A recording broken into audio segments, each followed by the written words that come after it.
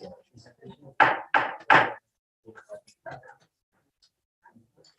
like to call this August meeting of the RSU 25 School Board to order. Please join with me for the pledge of allegiance. I pledge allegiance to the flag of the United States of America, to the republic for which it stands, one nation, under God, indivisible, with liberty and justice for all. And would you be kind enough to take the attendance, please? Yes, I have in attendance Mr. Foster, Mr. Burgess, Mr. Frazier, Mr. Clare, Mr. Wentworth, Ms. Rickman. Absent, I have She's coming right through the door. Mr. Goff, and as I said before, Ms. Foster is here as well. Yes, as you said. All right. This is the time for public participation. If you would like to participate publicly and you're not here, you may email for public comment at publiccomment@rsu25.org, or you can phone in for public comment at 307-8099. Are here in attendance and you'd like to speak to us, this is the time. And would you like to participate publicly? It looks like we do. My name is Keith Leon, I'm from Bucksport. I have a couple of questions about the policy readings. Would it be appropriate if I just came up and or asked my questions during that time as opposed I to think that would be best. doing, okay, Then that way we'll be able to have those all. more direct discussion? Okay, then that's fine. I just, if we could just work me in during that policy time, that'd be Yep. great. I'll open it back up for public participation. Okay, great. Thank you. All right, thanks. Any other public participation comments? All right, we'll move to adjustments to the agenda. And we have an adjusted agenda that we've handed out to you. We've added to L1A, received resignations from Heather Harriman, the district physical therapist. We have contract with her. Sheila O'Donnell, longtime Ed Tech 3, Katrina Chandler, special education Ed Tech, and Olivia West from her drama position. Also added to L1B for hirings, Kyle Wilson, Moslane Special Ed Tech, Emma Spangler, Miles Lane Sped Ed Tech, and Lily Judkins as a volleyball volunteer. And also added to item 6, policy EEA, student transportation services, EEA, student transportation employee requirements, training and responsibilities, EEAEF, video camper transportation vehicles. And due to a family medical issue, we're asking to table item L3, and the sellers will do the presentation in September. Okay. Next, we have approval of the minutes. I move that we approve the minutes of July 19, 2022 as presented. Second. We have a motion and a second on the meeting minutes. All those in favor? That is unanimous with one absentee.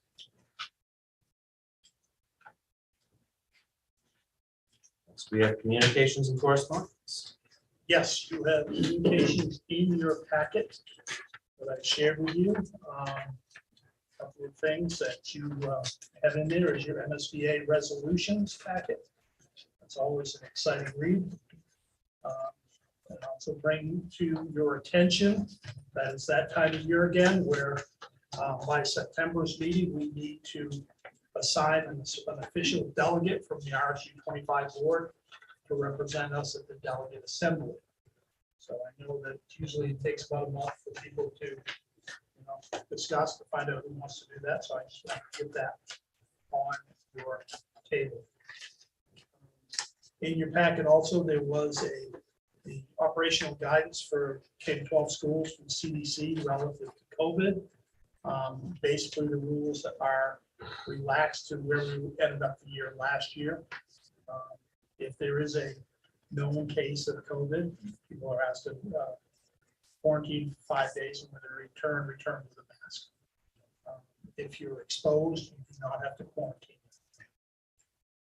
So it's pretty much exactly how we finished up the end of last year.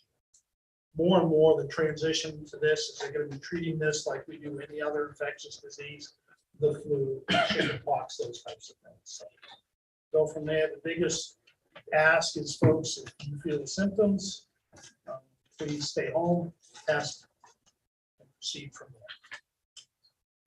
I did share with you the labor relation news.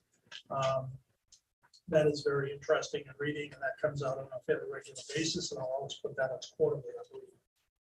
And I shared a letter with you folks that I had sent out to folks, just welcoming back and kind of setting up some important dates and start of the school year.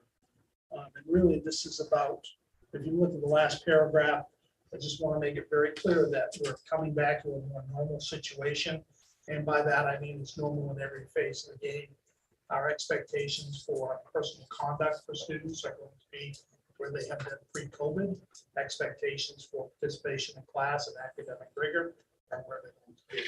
So we just want folks to know that there's going to be a transition period, and I'm sure there might be some balking, and you might get some phone calls as board members, but I just need you to be aware of that letter starting to set the tone. We'll talk more about the principals and their letters home and what they're working with their staffs. But it's real important that we come back to a more normal situation. Behaviors have to be acceptable in the classroom. We can't have behaviors that disrupt opportunity for learning from other students. If we do, we have policies in place that we will take care of and make sure that we support all children. Okay. That's what I have for communications for you. Any questions for Jim? Board Chair's report. It's been an eventful summer. Now we're starting to see all of our sport teams starting to have their practices. Those started up this week. It's pretty exciting. It was interesting going to the sport meeting here earlier to see how many young female athletes we have. It's an intense amount of young female athletes. Volleyball has more people than they have ever had. But there's a drop in our male athletes. So if you have to know any young men out there who have a little exercise, talk to them, because our team's sleeping. And I think would benefit them greatly. A chance to go out and participate with their friends.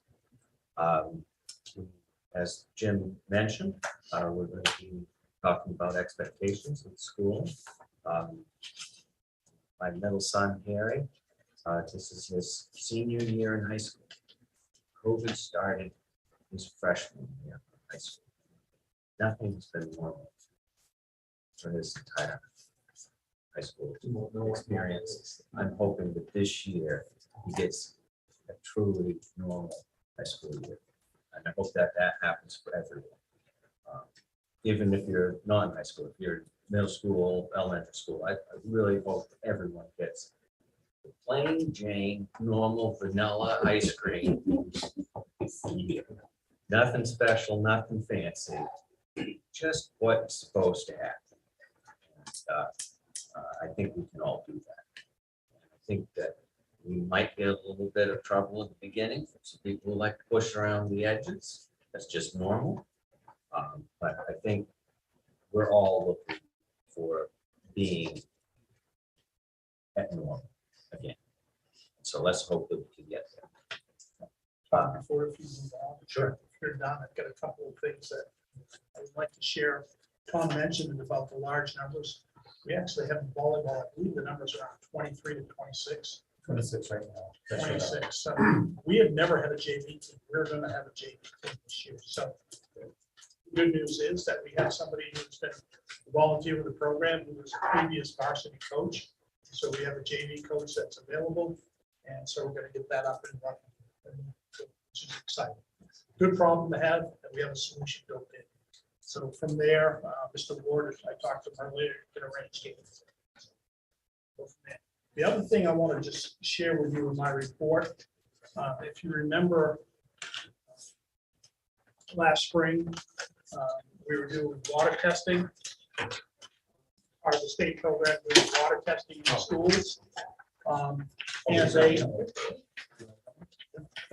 And they delayed the project over the course of the summer because they were getting too many samples coming in. And they're gonna pick it up again in September and go through December. Mr. Michaud and I talked about that. We weren't really comfortable with that. So what we did is we did testing on our own. Just so if we had issues, we'd have a chance to mitigate them prior to the school year as best we could. So we went ahead and did the test, went to the same lab as the other ones went to. The only difference is we paid for it. It's $40 a test. It's worth every penny. Probably have the game. So what you have here is we did, and we had left the test was Bucksport High School and the Jewett Elementary School. At the Bucksport High School, we were fined everywhere except for the 2 kitchen sinks. Okay, so those came over the limit. And so what we've done there is we've actually taken those kitchen sinks, disassembled them. We're putting all new plumbing in, we're putting filtration in and new faucets, and then we'll reestablish that, retest and go from there. Okay. Are we planning to retest, or is their test gonna be our retest? We're retesting because we want to use them. I don't want to wait until the end of November. Yeah. I want to be able to use them. So Jim, did we find more fails than they did originally? Because it looks like, no, these remember, were the we ones only that did we 2 schools originally. Okay, So stick with me and I'll fill you in. thank Okay. you. All right. Down at the Jewett School, we did find 8 fails, and those all 8 are connected with the bubblers in the classroom. Okay, so what we're doing with that is we're gonna remove them from service.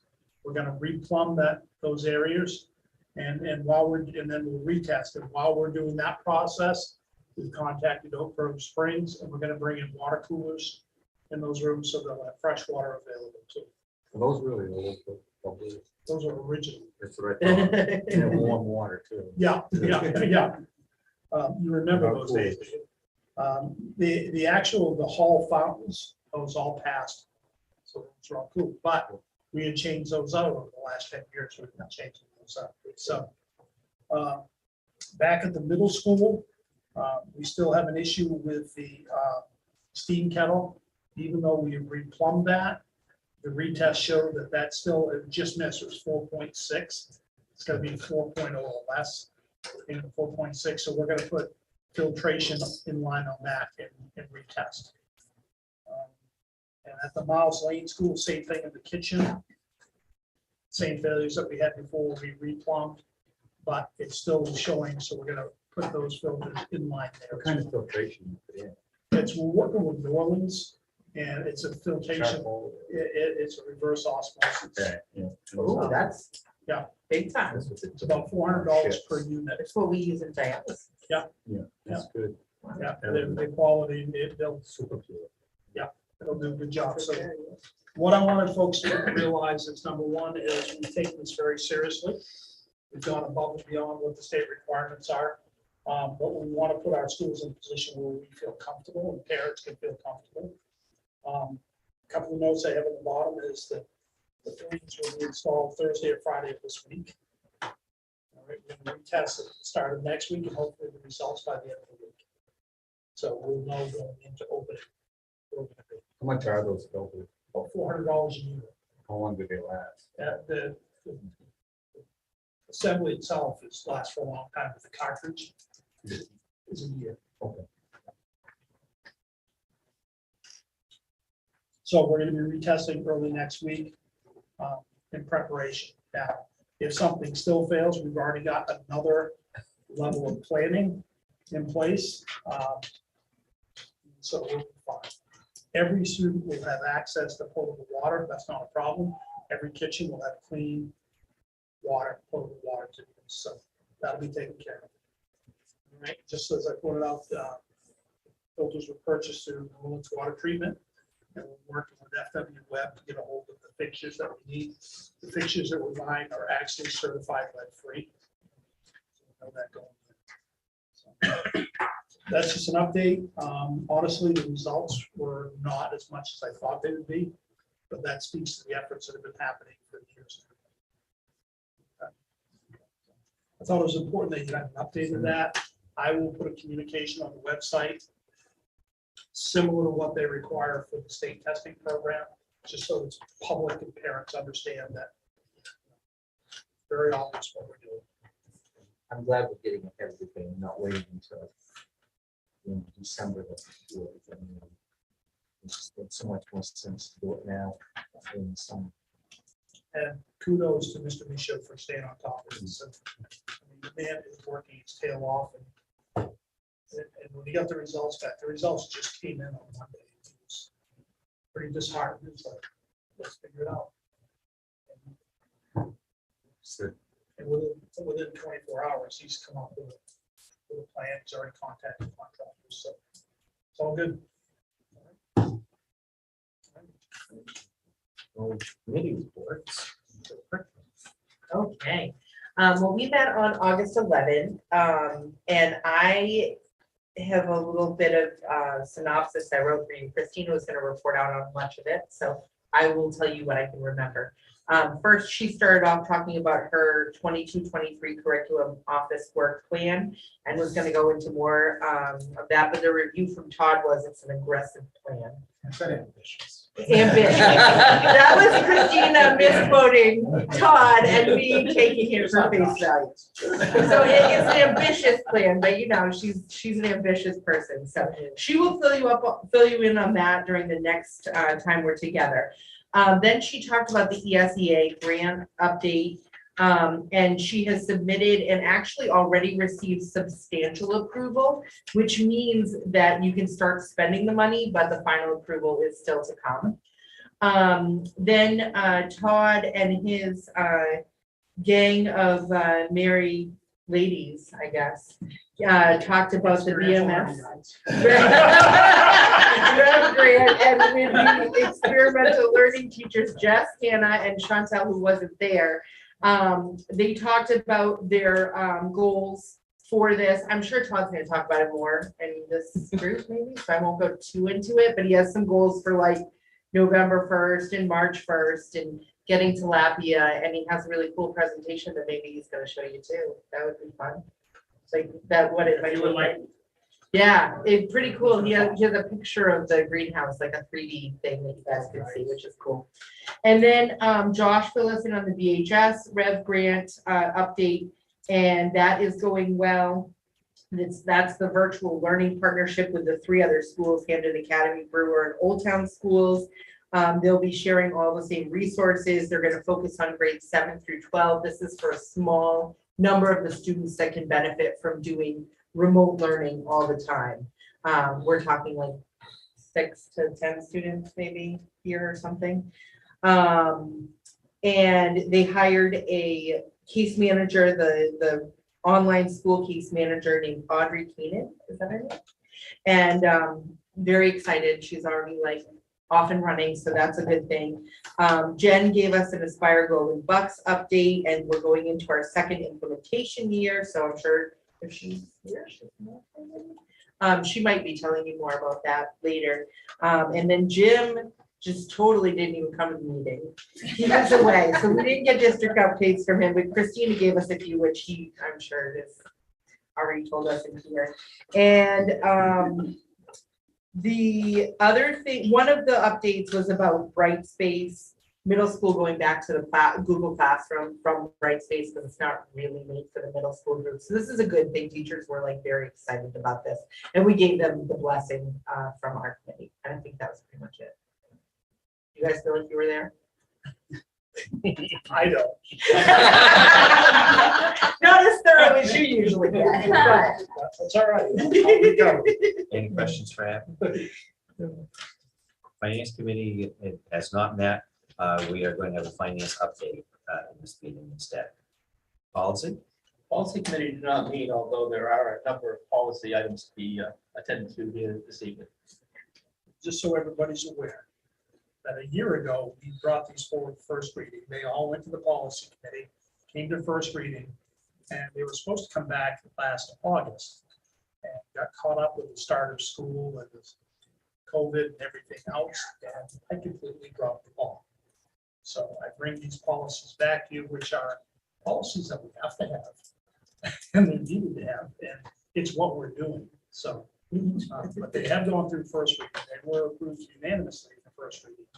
No changes presented. Facilities? We did not meet. HCTC. We did not. Okay, that makes that easy. Old business, none. New business, personnel. Personnel, we've got resignations, and we've got a resignation from, these were all added earlier. Heather Harriman, district physical therapist, Sheila O'Donnell, Ed Tech, special education Ed Tech 3, Trina Chandler, special education Ed Tech, and Olivia West, is not attending a return for EMS trauma.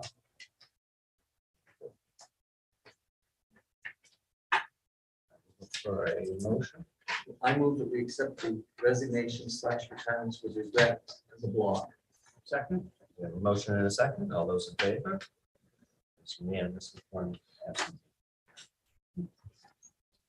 nominations, I have a nomination for administration. Andrea Marks for the position of Director of Special Education, returning September 1st. Julie Robbins, MLS grade 3-4 teacher. Gwendolyn Murphy, who met this evening, BMS Science and Math. Christina Cloutier, unfortunately, she wasn't here, BMS Social Studies and Science. She's a graduate of EHS. Excited to see her come back. And Ryan Woodward, BMS Special Education teacher. Support personnel, I have Colleen Willie, pre-K Ed Tech. Dimitri Shorey, Special Education Ed Tech. Ty Wilson, Special Education Ed Tech. And Emma Sprangler, MLS Special Education Ed Tech.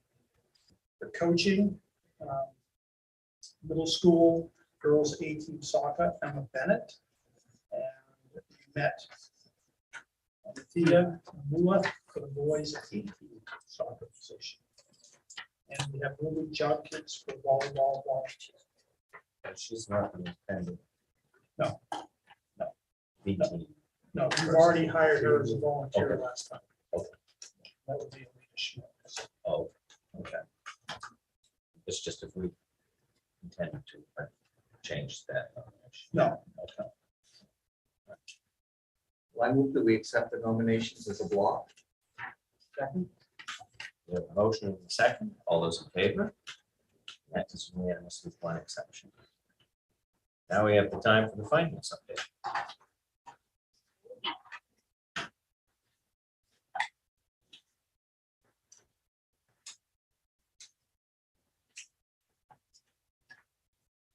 You guys should all have the updated financials for this month in your folders.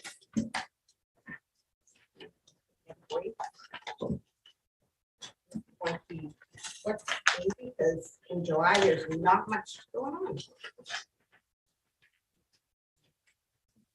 For the cost center report, everything is right on top where it should be. You will notice that the system admin is down lower than it usually is, and pretty fast, and that is because we changed everything up front. All the dues and fees have come out for the year. We have stocked up on the supplies, those type of things that happen at the beginning of the school year, and then it will level out. And the same with the regular instruction. We have paid our teachers for the end of their contract up through September 1. We have been working on getting everything wrapped up for the audit, but we are not there yet. Jim and I went over a few things today. I told him I happily found some money, but he was not allowed to spend it. Looking at the adjustments we've been working on with Mr. Moore and everything, the end of the year, it looks like we are going to come out at around a little over 800,000 left in expenses. Those are still the rough numbers. We won't know for sure until, of course, we get the audit, which is starting the first week of October. I think it will be. No, it's different. No, the one you have in there started this year. This is the updated leftovers. And I did get to it before, so that nicely put your packet together. You will notice you have the same thing for food service. You have an updated June for regular lunch and an updated June for School and senior center and a new one as well. Working with April, we have got all the supplies and everything allocated to last year, so that doesn't look like we really have spent much for the regular budget for this year.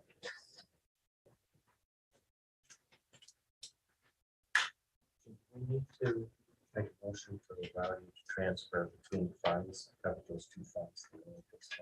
You already have. Already. You already done it. As it looks right now, the food service is going to end to the good right around 33,000. So I don't know what we will look at for a final number, but that's pretty close to where we will end up.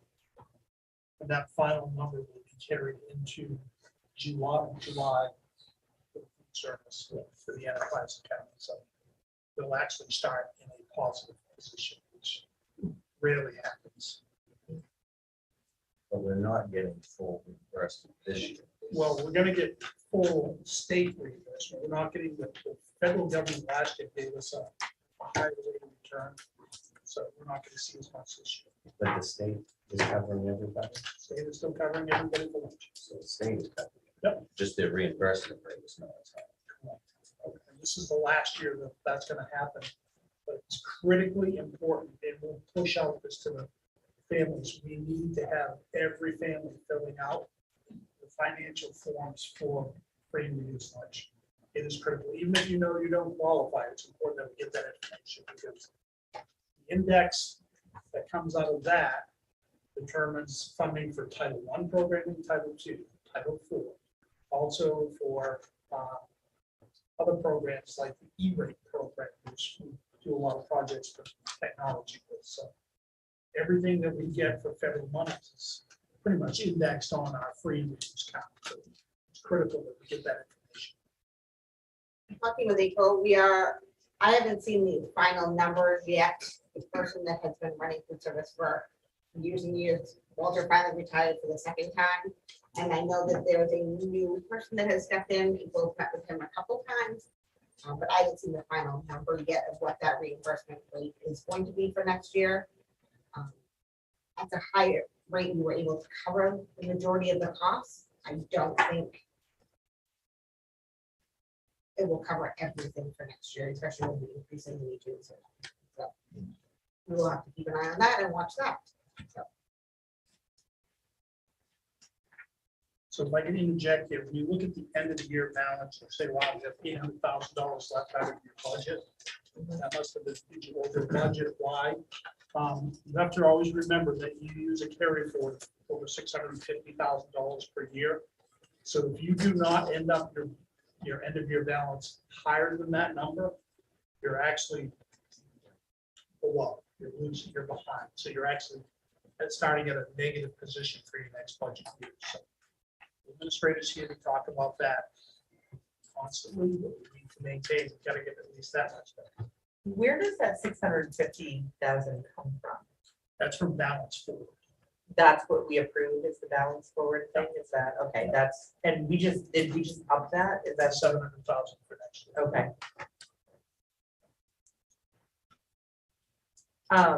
Were you, I know it's just been one day, but were you able to talk to anyone about getting that information digitally? We have been looking into that. Is it a service like with a fee or something? No, it's an app that's available. The problem is that app doesn't count for all of the programs, and the information you're getting is actually a short form. So it Oh, wouldn't count towards our e-rate.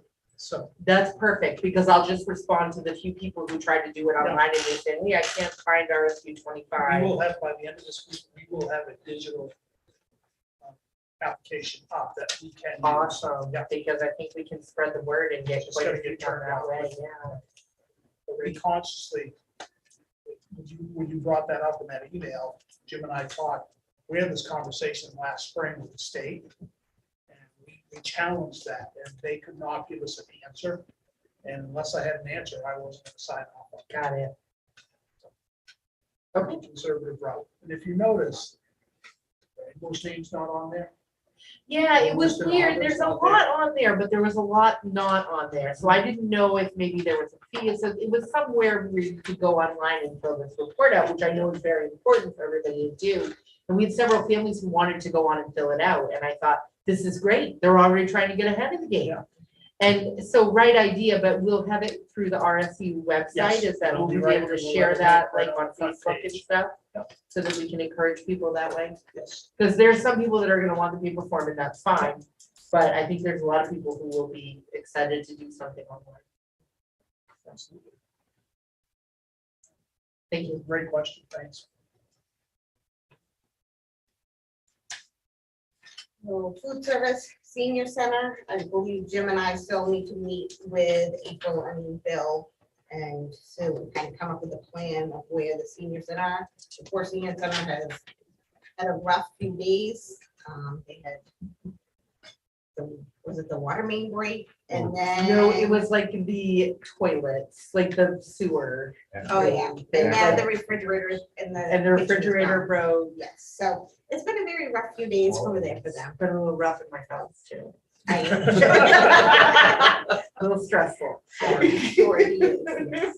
So we will be meeting with them when things come down a little bit to kind of look at what the plan is gonna be for the senior center going forward. Yeah. I have not seen the bill for the July food yet. That's really what we're watching is that food cost, because that's really going to play a part in what we can afford, or they can afford to do senior meals for. Sure. Yeah. Does anyone have any other questions? Thank you.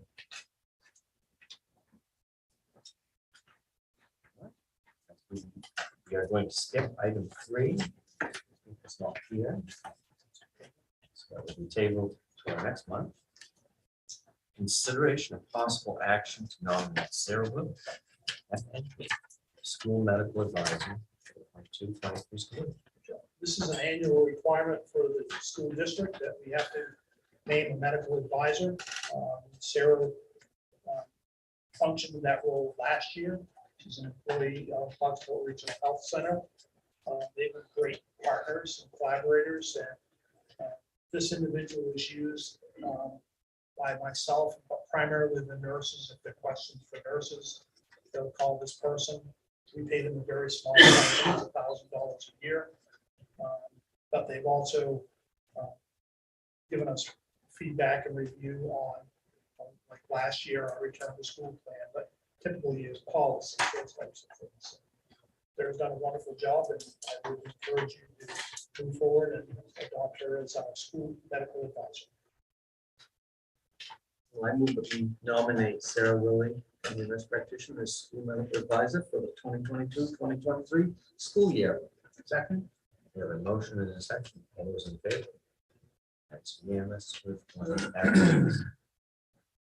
We have administrator and principal reports, and discussion of school opening plans. So how do we want to do this? Do we want to call up individual? I would call them up individually. Why don't we start with Josh?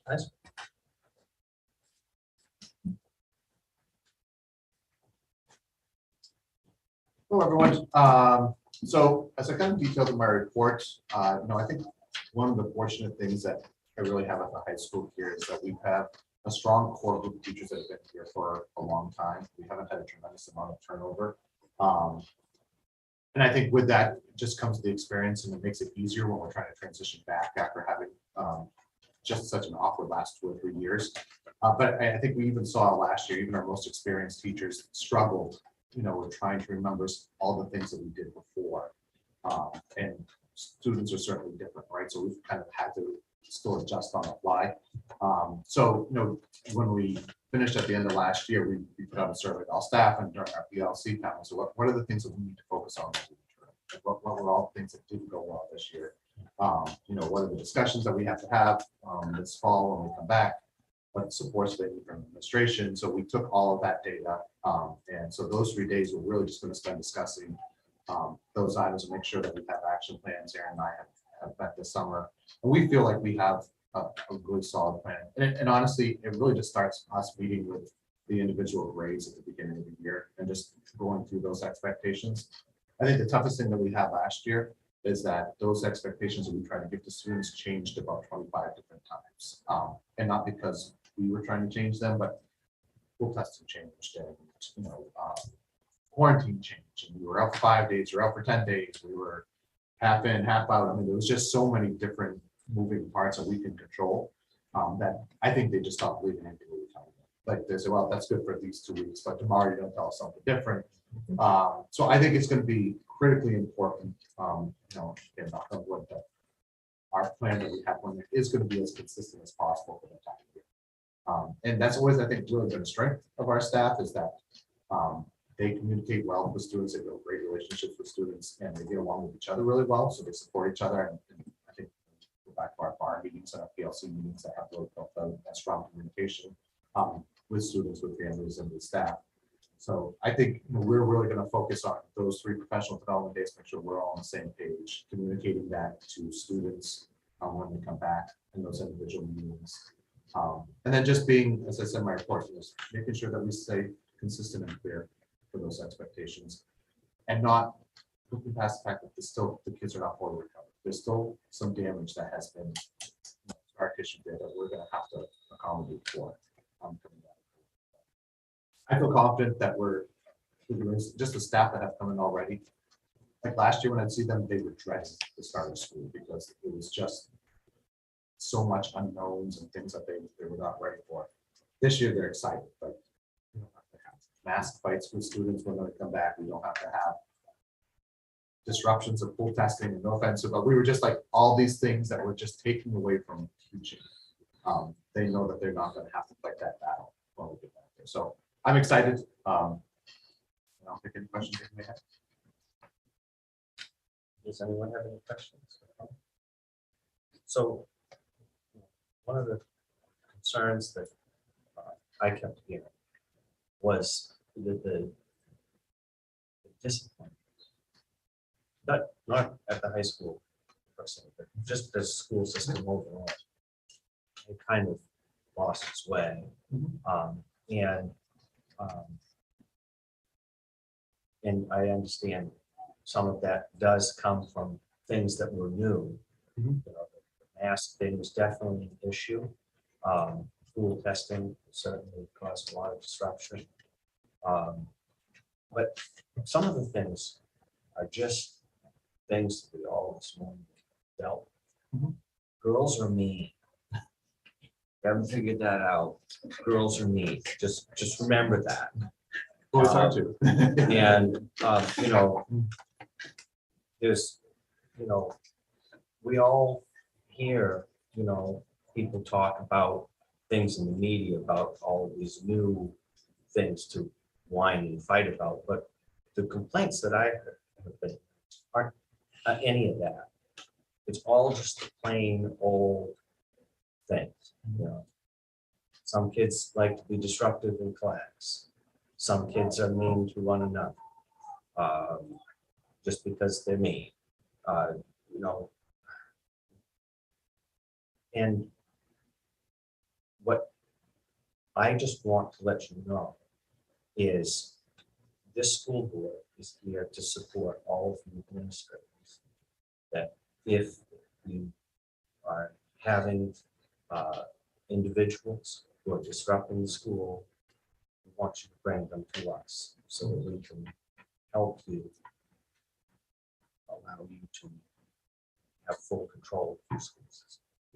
I certainly appreciate that. And I think, Tony, one thing that we work really hard at is trying to make sure, and I think one of the challenges the high school has is that a student could see 6 to 8 different teachers throughout the course of the day, right? So that's potentially 6 to 8 different classroom experiences, but we want to try to make it as consistent as possible so that you're not getting 8 different sets of expectations as you go throughout your schedule.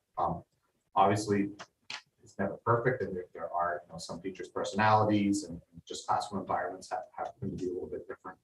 But generally, those, whether it's cell phone issues or just getting around the classroom or getting leaving them, those types of things need to be consistent from classroom to classroom. And that's what we really spent the end of last year and gonna focus at the beginning of this year. Like, what are those big things that are causing disruptions? The high school cell phones are a big reflective of Mr. Ward's and I insistence, right? Because you used to have to be mean to people's faces, right? Or at least tell 2 or 3 other people before it got back to them. And now you can do it at any time, anywhere, from your phone, right? So, and certainly, we have also, you can't have a phone on class, but it just doesn't mean it's there. They go to the bathroom. So we constantly trying to work with that. We did see a spike in discipline last year. I would say that a majority of our suspensions were all around electronic tobacco use, about 85% of them were around vaping. The other few suspensions that we had, normal, just desktops in gym class, that got a little bit out of hand. But that was the biggest spike that we saw coming out of COVID, which I think kind of makes sense. And as students were at home, kind of their own devices, and they come back here, and the fact that we added vaping sensors to all our bathrooms. So now we're catching them. We get the alerts. So we expected to see a spike. And again, I think it was just over 85% of our suspension days had to do with electronic. So that started to curve well as the year went on. But we certainly hear that, and the staff understands that we need to make sure that we're being as consistent as possible.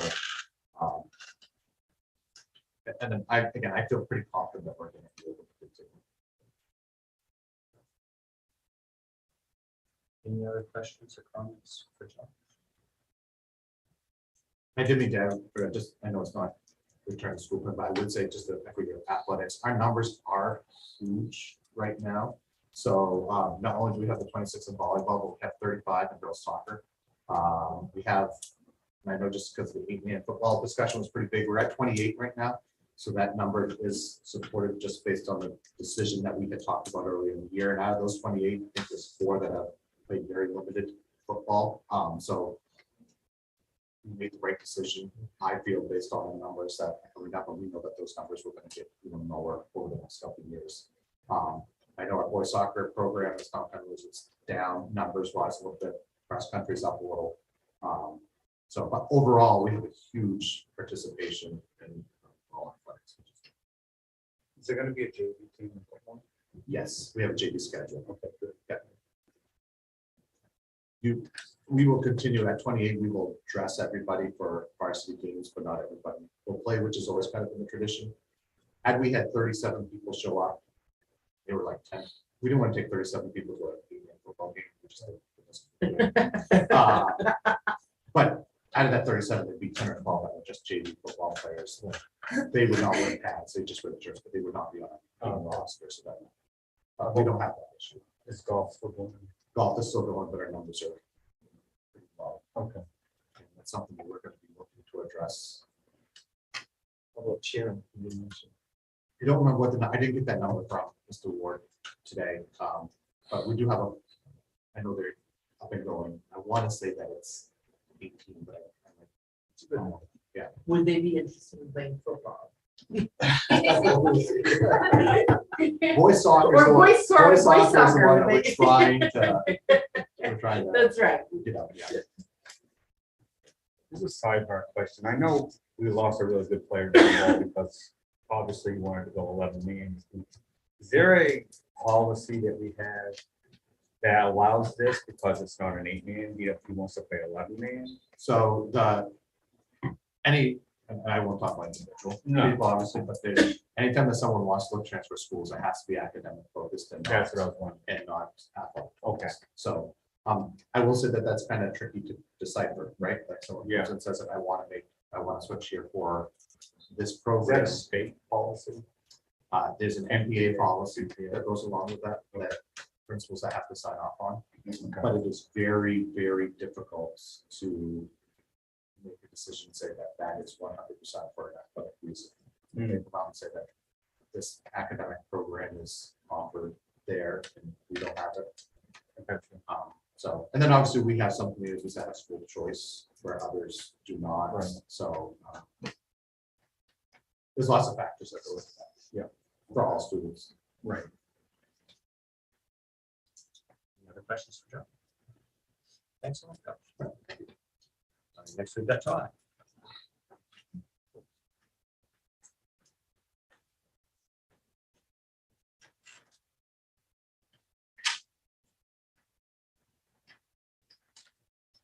Before we talk about our return to school, I did just want to mention how many teachers have been involved in professional development throughout the summer, especially today. I'm pretty sure close to 70% of our staff was in the building between math professional development, ELA professional development, the STARS summer kickoff. There's some other activities going on, and that's really been a conscious use. Some of our funding between the Tier 3 funding, the REV grant and the STARS grant is, you can invest in physical things, which are good, but if we can also invest in the capacity of our staff, thinking of our introductions of new staff earlier, that's building up the capacity, and that outlasts a lot of other things. So we're really putting a lot of energy into that. As far as some of our return to school, we're in a little bit different position than the high school. We have been hiring a lot of teachers the last 3 or 4 years. We have had some turnover. And if just like Mr. Foster, you mentioned your son has had a very disrupted high school experience.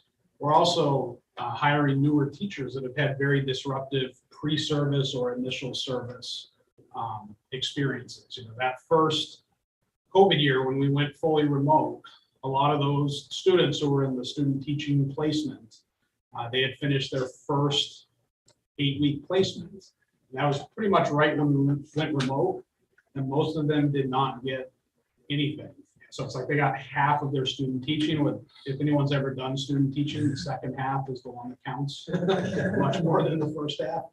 And then the Department of Education, for whatever reason, decided that they were going to certify anyone who wanted a certification for like a year. So there's been this sort of catching up and really trying to train people who haven't necessarily had, maybe their junior and senior year of college was remote or disrupted the same way that our students was disrupted. And so we are really focusing as we return, we're focusing on several different layers of reestablishing classroom learning environments. We want to make sure, just like at the high school, that we're creating those clear, consistent expectations.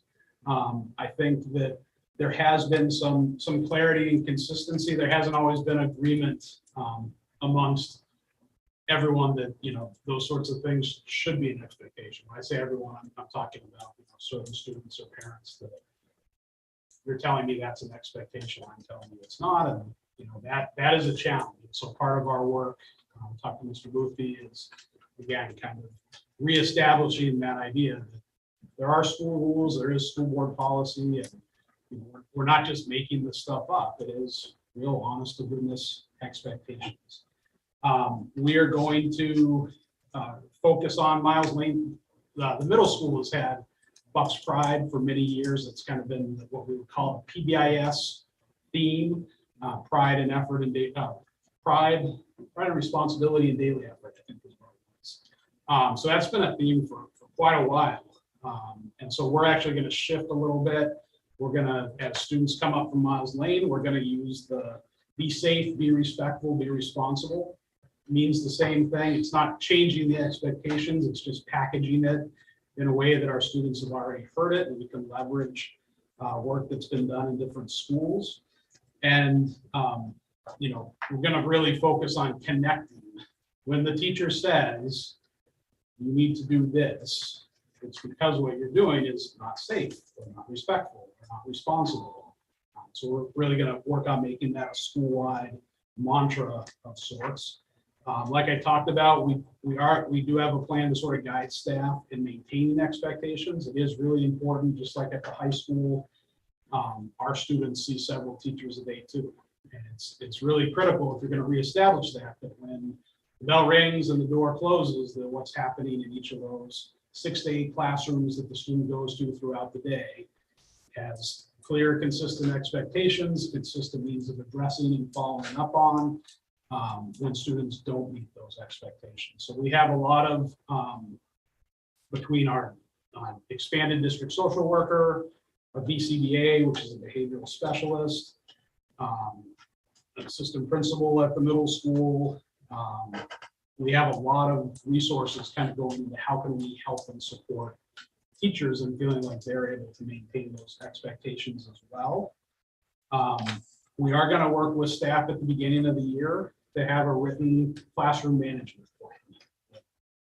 For our staff, we feel it's important that, you know, again, for some of our teachers, this may be stuff that would have been taught the second half of student teaching that they didn't get the opportunity to. So for our veteran teachers, a lot of them have really good approaches, strategies, and they're going to continue doing that, and we're expecting them to share and lead. You know, I've done this in my classroom this way. This is how I set up my routines. This is how I help students see our expectations, live our expectations, and kind of take maybe newer teachers who haven't had those opportunities, let alone having those opportunities the last couple of years, take them under their wing so that they have those opportunities to learn and grow within that.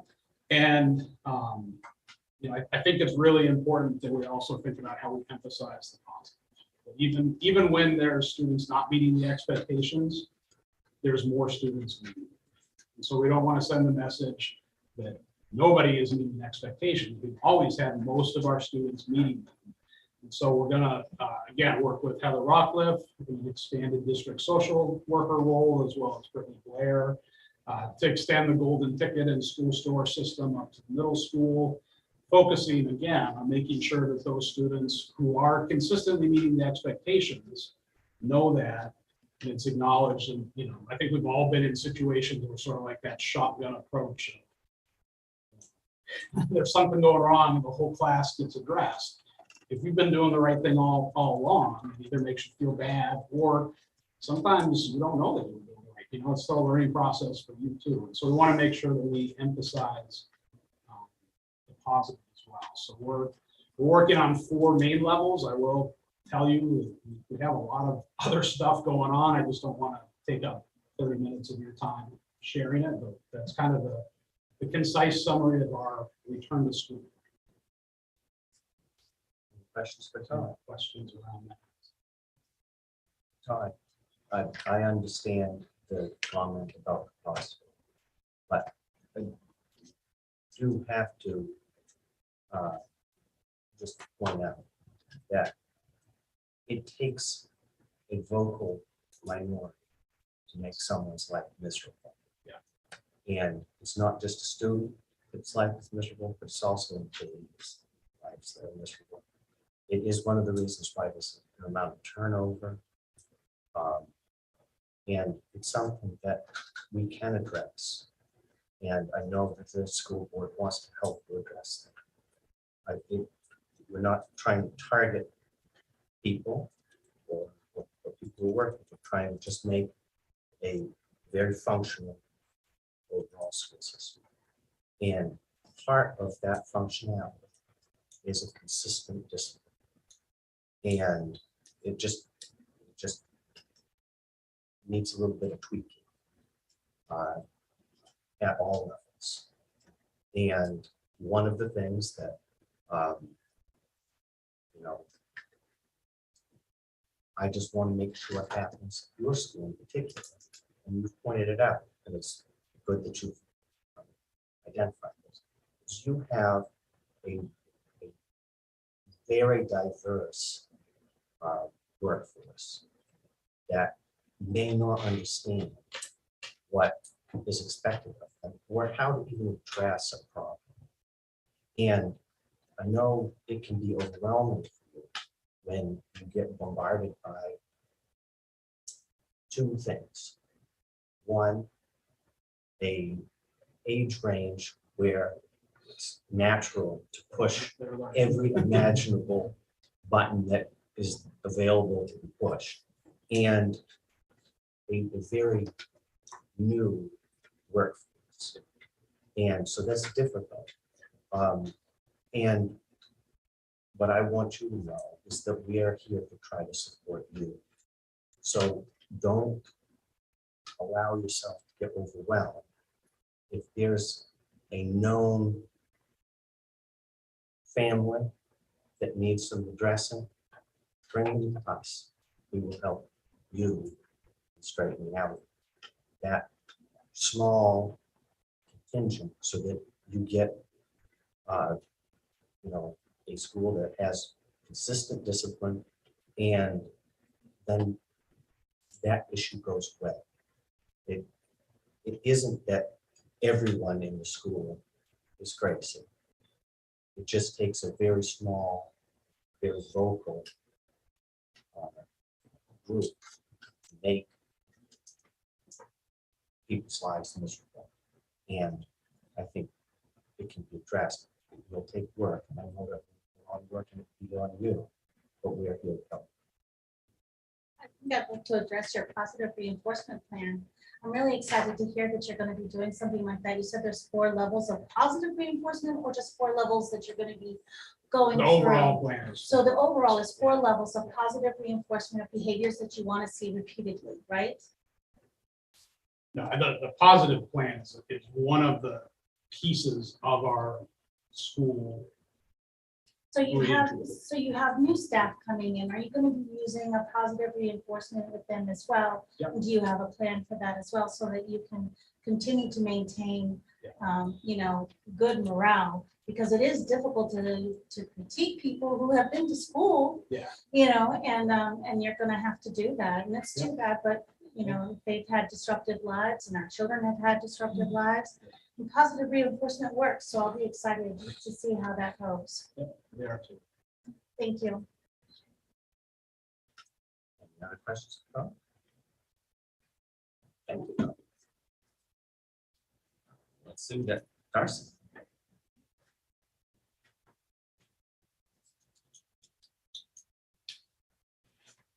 Everyone. There's a copy of my board report in the Google Drive, if you would like to take a look at it, if you haven't already. First of all, I want to introduce another new staff member who arrived late. I don't know if you noticed her coming in, but in the back row is Julie Robbins, and she'll be taking our Howard grade 4 position in our last night building. Welcome, Julie. I'm excited. Yeah, she is. She's very excited. First of all, like I said back in June, I think when I did the other report, I'm so excited to be in this position as principal at Jewett in Miles Lane School. And I'm also even more excited that I now have a partner. So Nicole Beers has been an amazing support in helping me plan for the school year. She's really a go-getter. And she's helped me plan the schedules and professional development that will be starting next week, and some discussion points with our leadership team on Monday. So thank you. That's great. So first of all, I kind of want to report out on a highlight of the summer. Our summer school program was a huge success. We had 4 teachers that ran the program, 4 very dynamic, motivated, and very creative teachers who were able to integrate a lot of experiences into the learning, into the skills. So not only did they work on math and literacy skills, but they were also able to get out into the community and integrate some of those experiences into their learning. So that seemed to be a lot more meaningful that way. So for example, they visited Birds Acre and the Fields Pond Audubon in Warrington, where the theme was birds. And I know Fields Pond, they read them stories and they integrated the literacy piece. So that was a lot of fun, and they brought a lot of that back into their classroom too. So goals for this coming school year, or the focus for this school year, I plan to continue a lot of the things that Ms. Ellis and I had started last year.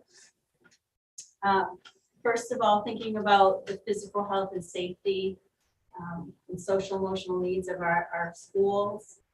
I believe that addressing social emotional needs are so crucial in order to have success in the achievement in the academic areas.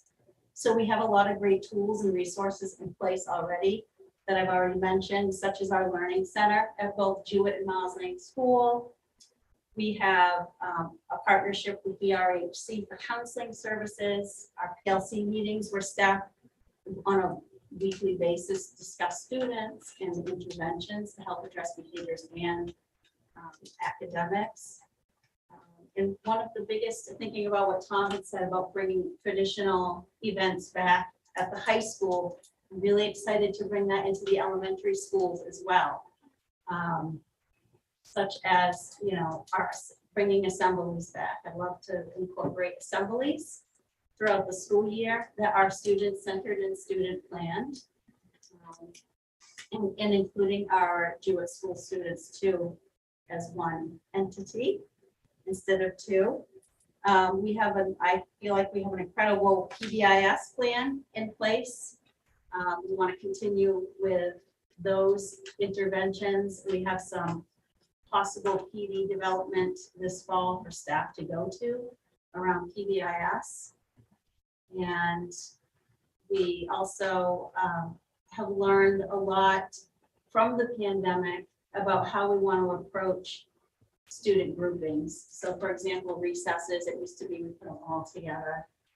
We've decided to continue with spreading them out, which actually decreased over the last 2 years a lot of the discipline that happened outside at recess. So those are some of the things. And relationships are huge. We started working on building relationships between staff and students.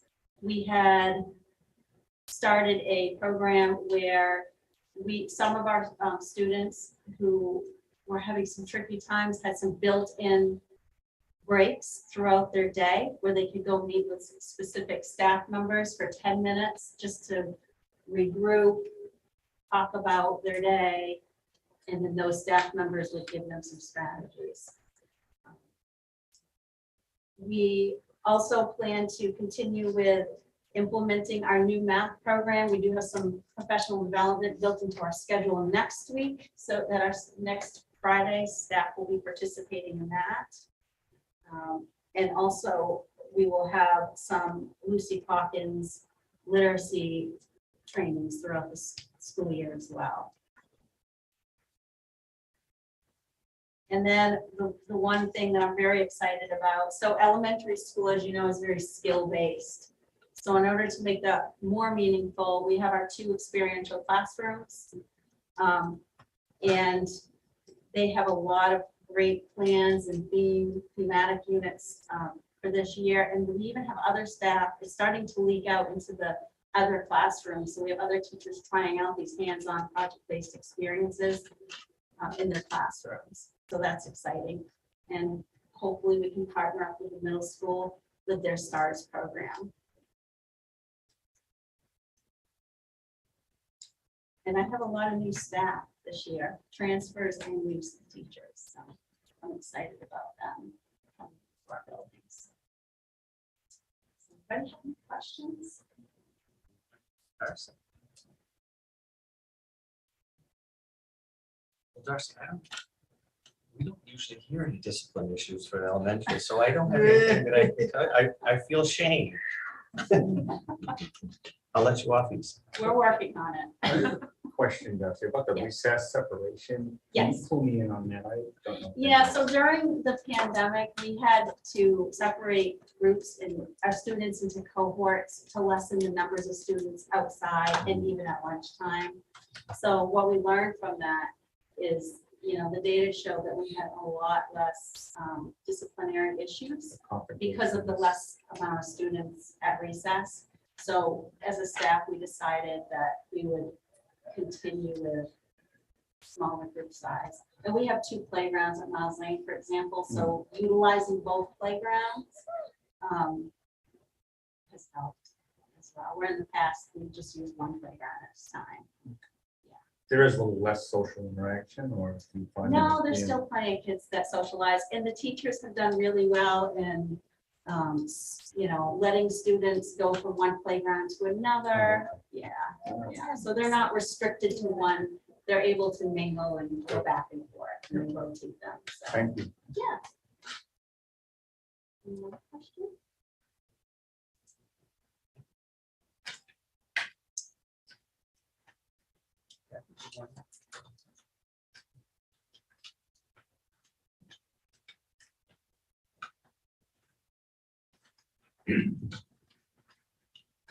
So a little bit bit different for us because academically, at least, we've been open all summer. We don't get as many students as we do in the fall, but we do get some very dedicated students trying to wrap up. We are going to be returning to a more structured cohort model. We've really, the last couple of years, tried to meet people where they're at and really bent and gotten lenient because they're going through so much with their kids and with COVID and everything, but it's gotten to the point we need to get back to normal because we're not doing them a service, preparing them for work or college if we're being this lenient. So we'll be going back. We'll be setting up learning labs. So if somebody does come in after a class has started, they can work with the teacher until the next round for that class starts. So nobody will have to be on a waiting list. We've taken a hard look at a lot of adult ed grants out there right now. We're doing professional development with the teachers, really looking at what a student needs to do. And it doesn't mean that we won't serve them, but it might mean that they don't belong underneath that title. College Transitions is a place that has really gotten lenient the last couple of years, and they're bringing that grant back around. And they're supposed to be ready to go out in 18 months. And if they're not, then we will serve them, absolutely. But they might not be college transition students. And the student needs to kind of understand there's consequences for not meeting goals. Right, I should say that it's a different, it's helping them get their journey to where it needs to be. Because when they get out to college, they're not going to get that support. It's going to be the class was due here and you didn't do the work, you didn't fail, you didn't pass the class. So we want to be really sure that we're preparing them for what their goals are. So we're going to be moving back to the very structured piece. We had the opportunity to work with other districts this last year, and it was really eye-opening because you do stuff for a lot of years and then somebody asks a question and you think you know why you're doing it. So we all learned a lot from each other, and we'll be taking that back and taking a hard look over the professional development days and taking the good stuff, incorporating it, maybe getting rid of a few things or tweaking it to make a better experience for the students. We're also going back to an on-site enrichment program this fall. We have new driver's ed coming in that will be doing on-site classes, not Zoom. They do have a Zoom option, so if somebody's in sports and they miss a night, it's my understanding that they can zoom in on the other class so that they don't have to wait for the next class or try to figure out a way to do everything. That will be, here's my glasses. Renee Trajano Penny and Chuck Penny, and she is a past graduate of Bucksburg High School, still has family going through the system. And they will be coming, I believe, the first class, if we can get motor vehicle in here and everything passed, is September 12th. And there will be others. We'll be bringing the ceramics back. We're still working with Joel on welding to get, prices have really kind of gone out of control there. So he's working with us to get something set up for a beginning class. And we've got a full parent session that we're trying to get up and running for monthly. We're right in the middle of finalizing the catalog this week. So any questions?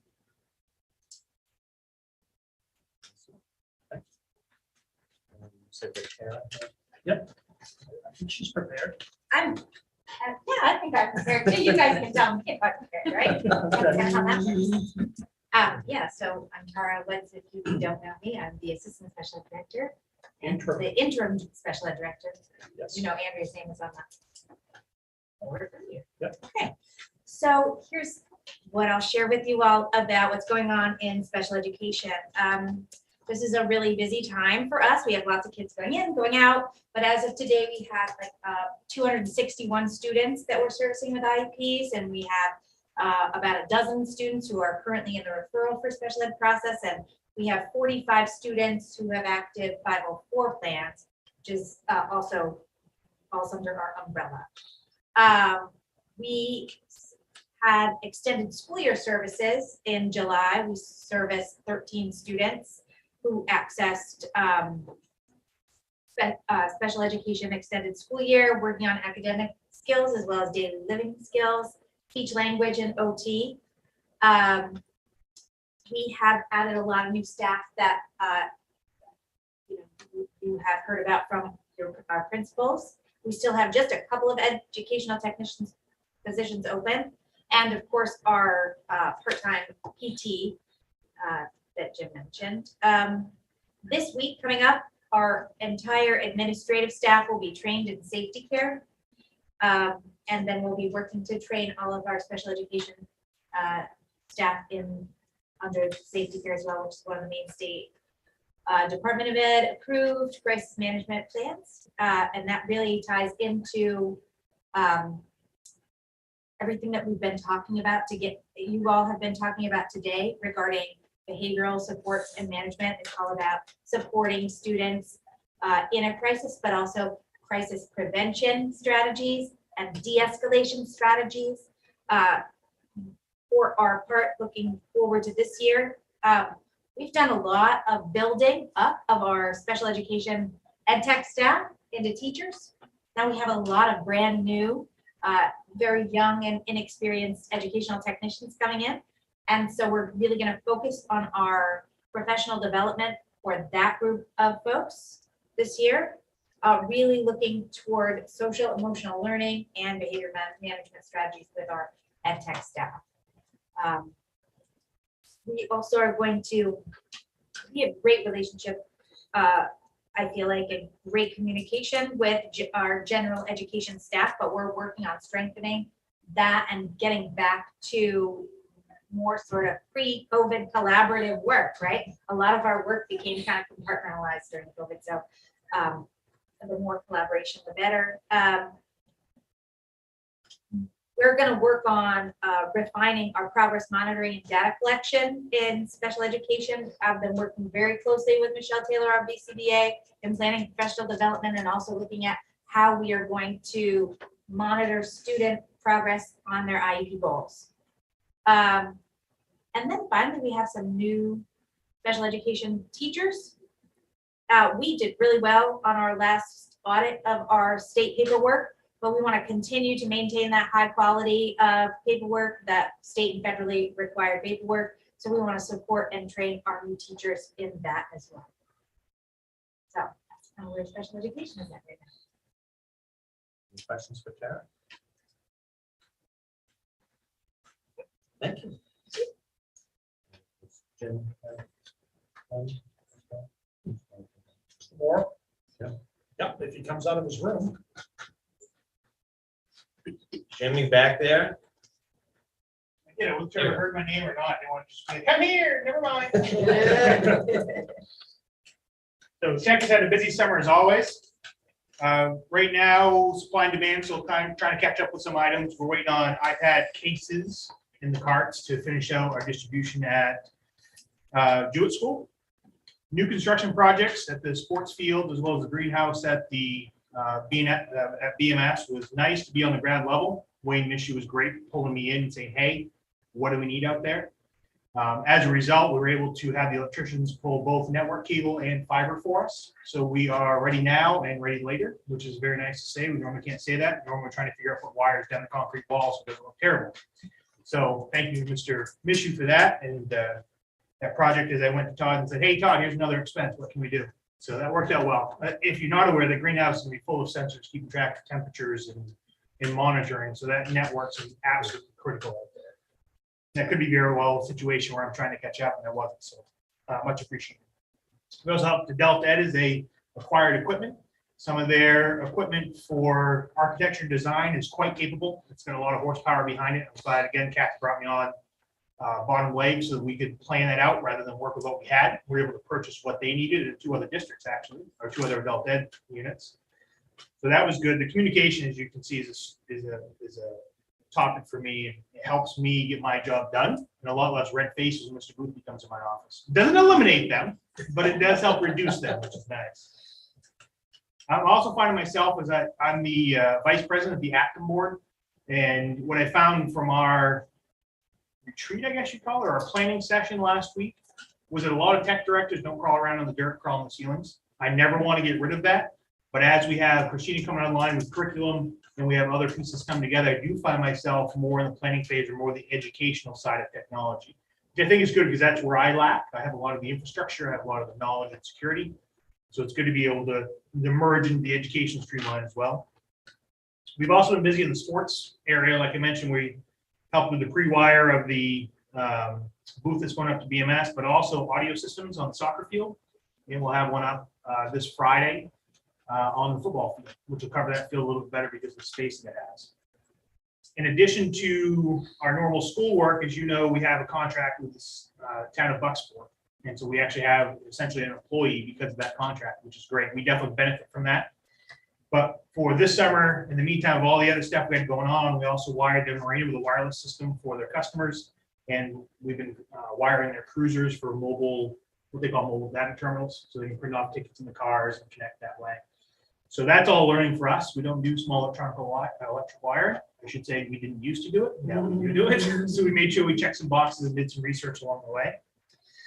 I also got a chance to tour MMA, the Maritime Academy of Training facility down here. There'll be 5 very large virtual labs, and they move from persons working units of 10 with 3 screens in front of them. One might be engineering, one might be the captain, one might be another process, and they kind of melt together.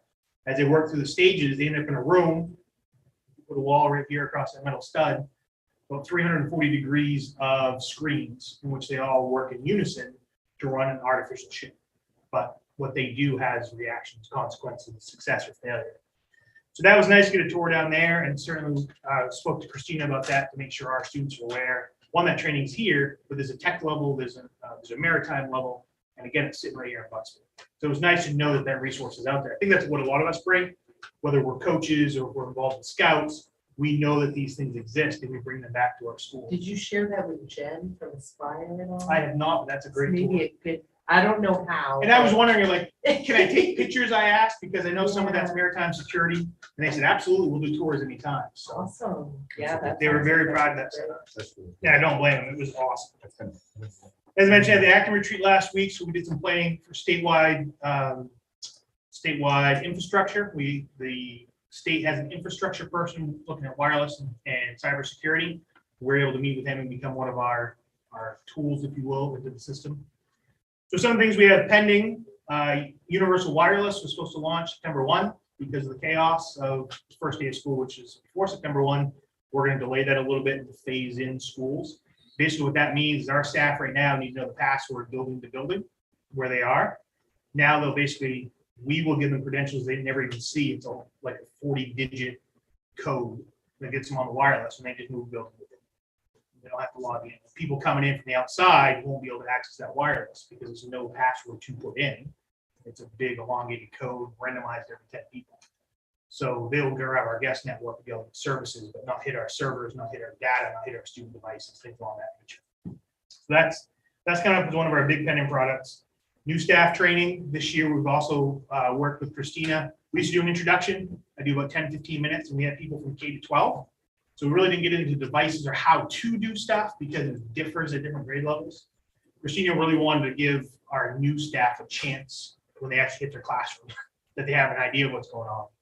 So because Mr. Tripp has stabilized his staff so much, we are actually doing a K to 4, then a 5 to 8 session during new teacher training. So we'll have their devices, they'll be given a crash course on the Promethean board, how help desk works, tools that are available to them, proper ways to request software and hardware, as well as the workflow of what's expected from the tech perspective. So we'll spend 90 minutes with each of those groups and we'll really give them a hands-on, doable, tangible, result-based training. MLS, many years, 2 years ago, we upgraded their phones so they're on the same system as the rest of the district. We were able to do it at that time at very minimal cost. A $35,000 project came down to a $7,000 project because we get a donation from the Waller County Hospital. Who gave us some old phones. That was great. However, we updated our system last November.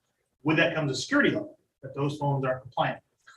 So we have phones that we purchased over the summer and will deploy, but it'll be after the school year. Basically, as we came down through the process, and one of our persons was out for a couple of weeks, we had to prioritize. We can put in phones, room at a time rather than other projects we had to sidelight. And we did find also, as we mentioned several times, is we used to be 1-to-1, 7 to 8, 7 to 12. Now we're 1-to-1, 1 to 12, K to 12. So it takes just as long, even though I have one extra person, to do the device prep as it used to before. The good news is that device prep will be ready for, almost ready now. We'll be ready for open house. So grades 7 through 12 can get their devices at open house, which is one of our goals. Remember way back is day one, hands-on devices. The other thing we've done is a change in workflow is as students go into a building, say grade 5 up to BMS, parents fill out all their paperwork, network permission, network use, accountability for devices, software acknowledgement. Then we hang on to that for the duration of the building. Now in the handbook, there's a reminder, if you need to make a change, contact your office. But otherwise, we're gonna hold that set of paperwork for those 4 years that they're with us. That reduces the amount of paperwork we have, speeds up the process, really takes a burden off the front office. Okay, that's 5 additional forms times 210 students, if you're talking the middle school, but they don't have to fill out. So that was streamlining the process as well. And other than that, it's our server migration, which is constant, and our two-factor authentication, which will be implemented. So very busy, as usual. Just kind of a rundown of where we are and what we're working with. Any questions for Jim? Did you get the new payroll stuff all put together yet? That is actually just, I would say, even in the infancy. We have our time clocks working with our badges, which was a big goal for us. Huge goal. Thank you to Katie and Katie for the many hours of work around that. But we're really just launching into the new payroll system. Okay. Is it first week of September, Katie? We start the trainings? And then Katie gets to sit in all those trainings. I've only got about 9 of them. But Katie has about 300 hours of training between then and the launch. 300? Yeah. 300. It's intensive. Like Wow. I've never worked in a system that's this intensive for training. One, they offer, so that's good. Mm. But 2, fitting in with their other responsibilities and moving it around. So it will be. And is that what the two-factor authentication is on this? Or is that No, that's completely different. Yeah, and that's phasing in. Right now, it's going to be our email, then it's going to be our devices, then it's going to be when we breathe, and then it's going to be when the lights turn on. So that's interesting. Are we eventually going to get out of passwords completely? I don't see it because really your only option for passwords is biometrics. It's going to be who you are, and most people aren't willing to give it up, and they find that anything you can create, anything you can store can be replicated. Right. So there's no perfect solution. Now, I will tell you is in the password world, persons like myself who may not be purists do believe in passphrases versus those 40-digit codes I never expect you to remember. So something like Susie sells seashells at the 12 to 5 on the corner, that's a long password. It'll take a computer about 13 years to crack that password, which of course you change within 90 days, right? Those are rules. Right, that's it. But it's a lot better. It's even quicker. If you take an 8-character password and put all your symbols and stuff in it, computer crack it in less than 3 days. So it's much better for you to have like a 20-character something you can remember as a human, rather than some complicated one you're resetting every weekend. Right.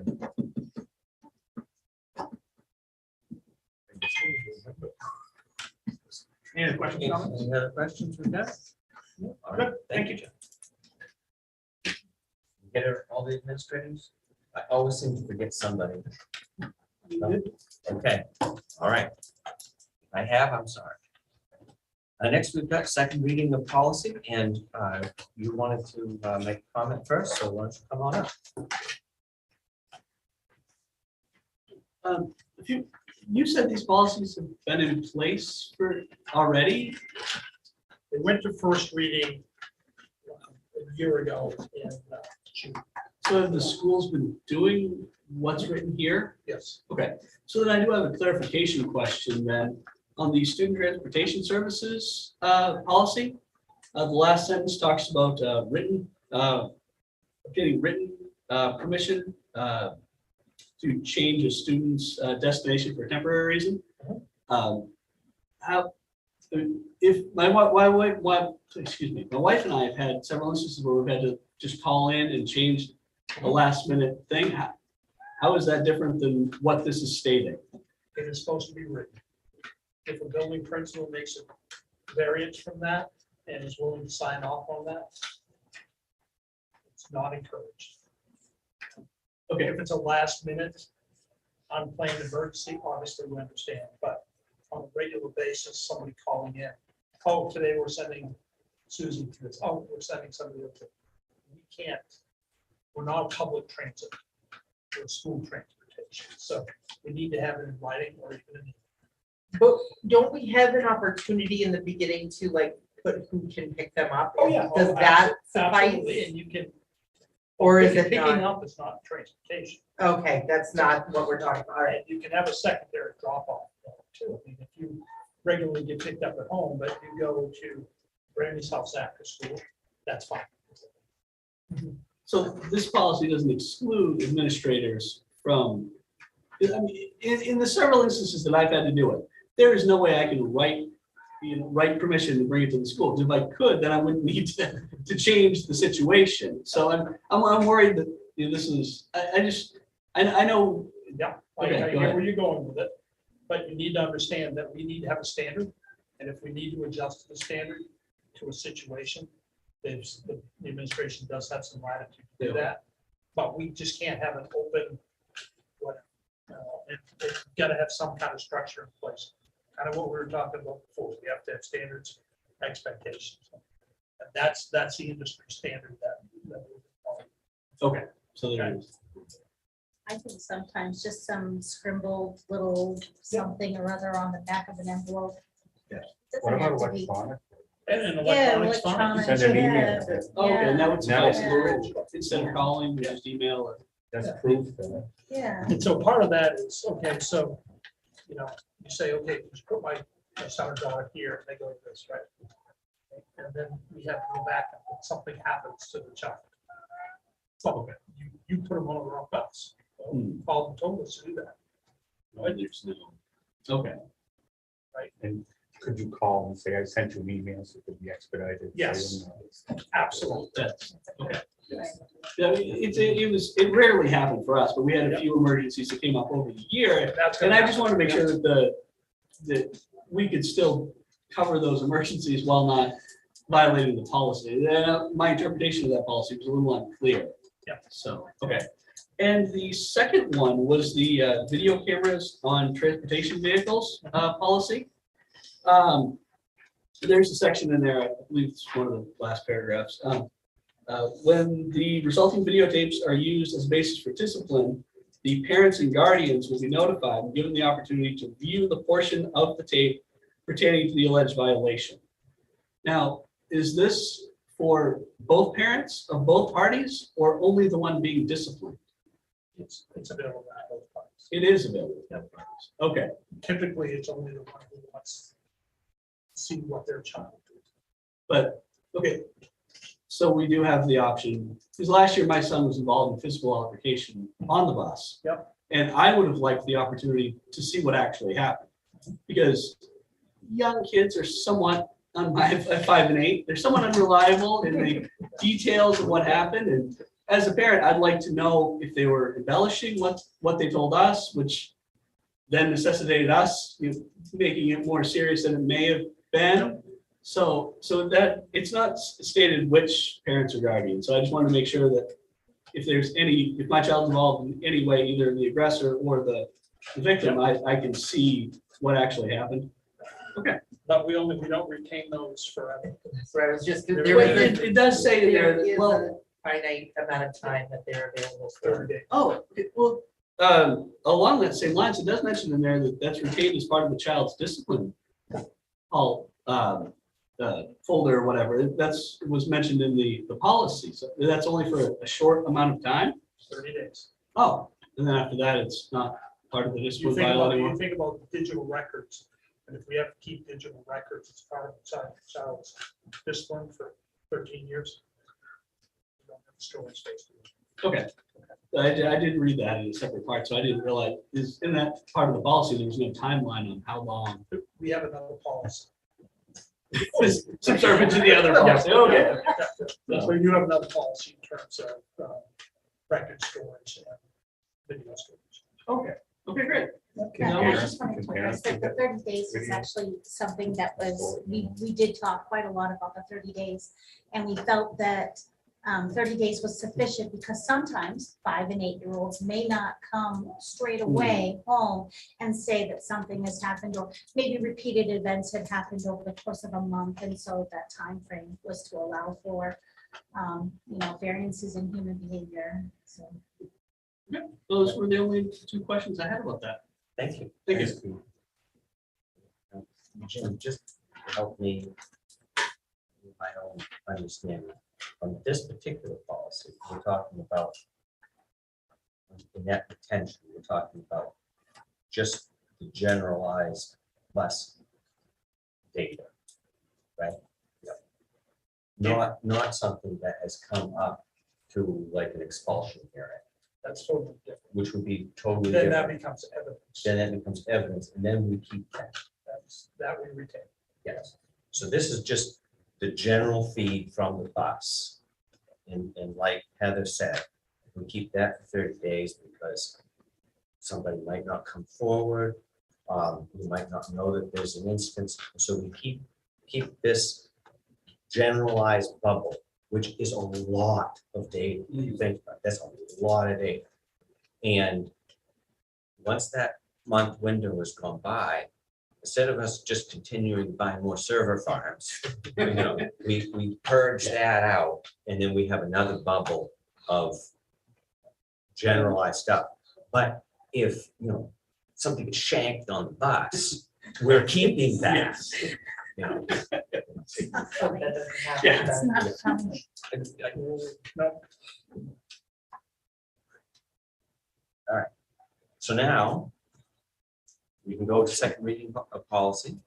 And Jim has told us that this has had no changes since our first reading. You may not remember what the first reading was. I know I don't. But we have had a chance to take a look at those. Do I have a motion? I move that we approve the second reading of policies as listed. Second. Motion and a second. All those in favor of the second reading? And that is unanimous with one absence. Can I just add a quick thing I forgot? Sure. I did want to thank Mr. Morrill and everybody else that put the policies online attached to the agenda, because it was very, very helpful for me to be able to read the actual policies, to know what you guys were voting on tonight, and it brought up a few questions that I had. I think the clarity was great, so I really appreciate as much information being provided to the public as possible so we can stay as informed about what's going on. So I really do appreciate that. Let's skip over 7, just so that we can do our calendar and announcements and let folks go. We've got curriculum committee, September 8th, 6 o'clock. Be Policy. there or be square. Policy is at September 13th, 5:30. that's a Tuesday. Typically, we've been going Mondays, but I probably should be at that meeting, and I'm not in town. that Monday, so, 5:30. yes. It's written on I know, but. let's see. Finance and school board are on the 20th, 5:30 and 6 respectively. Facilities is on September 15th, 4:30 in central office. And Aspire is to be. We don't have Jen here to determine. So we won't determine right now. And I meant to ask her the other day if she had determined anything, but I'm not sure if she has. Then that leaves us with an executive session to review and discuss the RSU 25 crisis plan. Well, I move that we move into executive session to review and discuss the RSU crisis plan. Second. We have a motion and a second. Those in favor? Thank you, and all the rest of you. Enjoy the beginning of school. I guess I'm not sure you're thinking.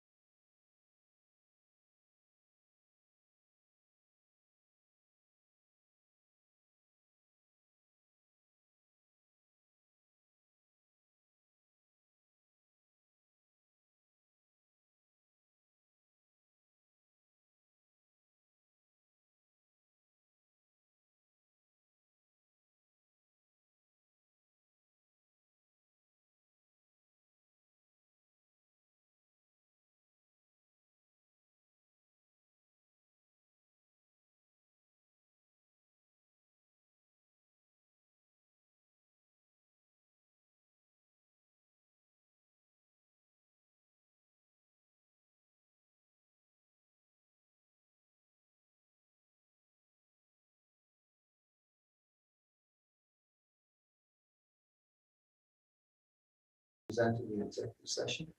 Second. We have a motion and a second to approve Christ's plan as presented in executive session. All those in favor? That is unanimous with one absent. Next, I would look for a motion to adjourn. We adjourn. Second. We have a motion to adjourn. All those in favor? That is also unanimous.